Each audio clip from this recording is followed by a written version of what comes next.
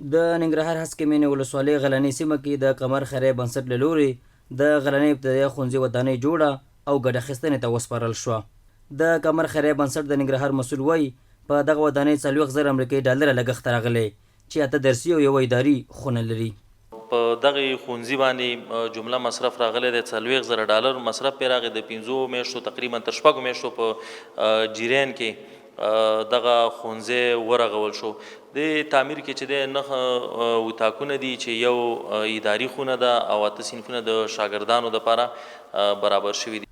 د غلنۍ ابتدایي ښوونځي مدیر وایي له دې وړاندې زده کوونکو د شنه اسمان لاندې زده کړې کولې او له ګڼو ستونزو سره مخ وو چې د تعمیر په جوړولو سره به درسي بهیر له خنډ او ځنډ پرته ترسره کیږي. نو زموږ تعلیمي بهیر مغه وخت کې دغه د باد او باران او جومات او مثلا باغچه او لمر او سوره په دغه وجه نه ټاکنی وو. الحمدلله اوس په دغه حالاتو کې چې دغه مکتب موږ د قمر بنسټ له خوا جوړ شو او زموږ د خپل اسلامي امارت په همکارۍ باندې د هغو پوره ملاتړ باندې دغه مکتب تعمیر موږ ته جوړ شو. انشاءالله دغه ستونزې به په قرار ټولې حل کیږي.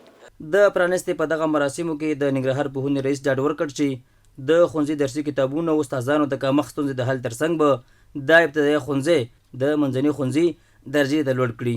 نو بیخي انشاءالله عزیز موږ اطمینان ورکو چې کوم اول د تشکیل موضوع ده چې انشاءالله عزیز د تشکیل بم خدای کو چې څوره ضرورت انشاءالله عزیز به ور برابر کو. کوم چې درسي کتابونه دي انشاءالله عزیز دغه اطمینان ورکو چې هغه موږ ورته برابر کو او کوم چې د فیصله د ابتدایه ده یا د متوسطه باندې بدله شي یا په لیسه باندې انشاءالله عزیز بالکل د خلک مستحق دي موږ به عاجل کوشش ورته وکړو چې انشاءالله عزیز دا ترتیبونه موږ ورته وکړو بیخي اطمینان ورکو که د خدای رضا وانشاءالله. د دغه خیریه بنسټ د مسؤلینو په وینا له دې وړاندې ټول هیواد کې 6 ښوونځیو ته ودانۍ جوړې کړي چې له جملې ننګرهار کې 2 ښوونځیو ته ودانۍ جوړې شوې دي.